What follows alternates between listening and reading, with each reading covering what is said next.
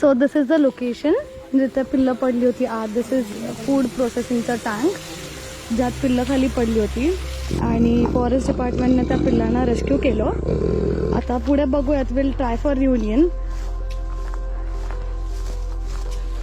पूर्ण लोकेशन आम्ही सर्वे केलं आणि सर्वे केल्यानंतर कळालं की इथे बरेच फ्रेश पग मार्क्स आहे. So immediately we decided to do the reunion आणि लगेच आम्ही सेटअप वगैरेची तयारी केली.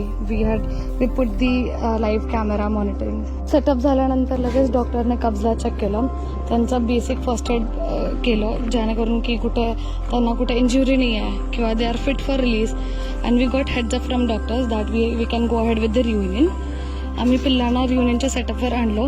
As soon as we got the cubs to the reunion location आम्ही लगेच पिल्लांना त्यांच्या जागेवर ठेवलं बिफोर द सनसेट. बिकॉज आई तिथेच कुठेतरी होती. We knew for sure because बरेच फ्रेश पग मार्क्स होती. As it was a manual reunion आम्ही एक सेफ डिस्टन्सवर थांबलो होतो जेणेकरून आम्हाला कळेल आई कधी येते. आणि आम्ही of course we were monitoring the cage and everything from the live monitoring camera.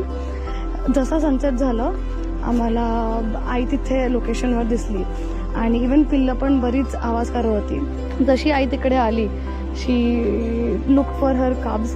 तिने चेक केलं सगळं की तिचीच पिल्लं आहेत आणि आम्हाला कळालं की yeah for sure it's their mother.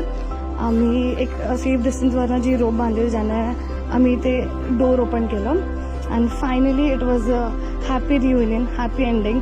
Mother and the कब्स were together finally. It was a very happy moment as all three cubs got reunited with their mother back in nature.